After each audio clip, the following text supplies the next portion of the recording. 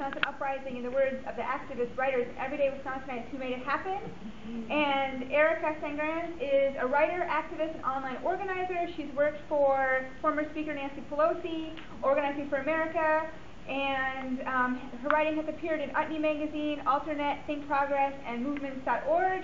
And I think it's a really great book. If you haven't picked up a copy yet, please do. You know, I was very involved with the TAA's media campaign, and a number of our tweets are there, both as Defend Wisconsin and the TAA.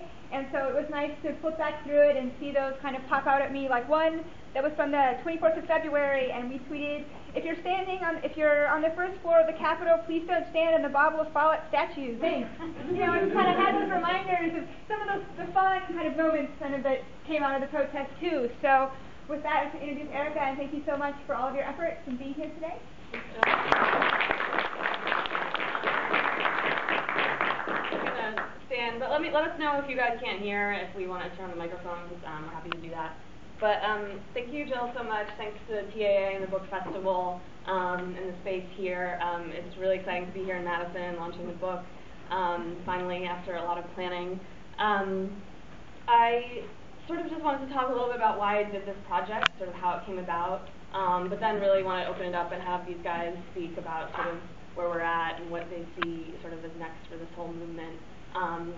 And so first, I mean, my story is kind of that I had been working in DC Democratic politics for 4 years, as Jill mentioned.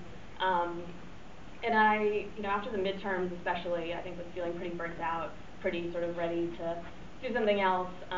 You know, felt like the Tea Party was really the one game in town.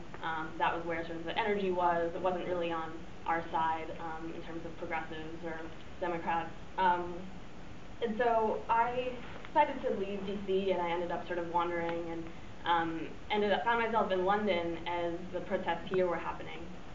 And you know, I ended up connecting with people there who were getting ready for this big anti-cuts march, this big sort of anti-austerity organizing they were doing there as the protests were just starting here.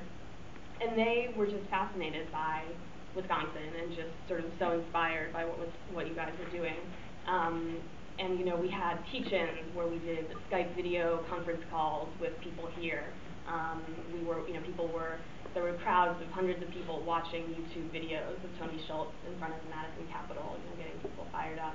And they had been watching, you know, the live streams people were doing on their phones from, you know, the rotunda, and just sort of really inspired by it and wanting to kind of continue that momentum in what they were doing there. So I ended up becoming friends with a group of folks who put together this book on the student protests in London that had happened this past winter, when students were really coming out to protest tuition hikes and various fees that were happening. They put together a book called Fight Back, A Reader on the Winter of Protest, which they put out online. It was sort of a collection of writing that had happened during those protests. And I wanted to, when I came back here, I wanted to create something similar to that, to kind of capture the story of Wisconsin, you know, as it happened, sort of in a lot of the tweets and the blog posts, and kind of capture that momentum, that immediacy, and sort of combine it with some after-the-fact reflections and thoughts about what's next and kind of what's next for this larger movement.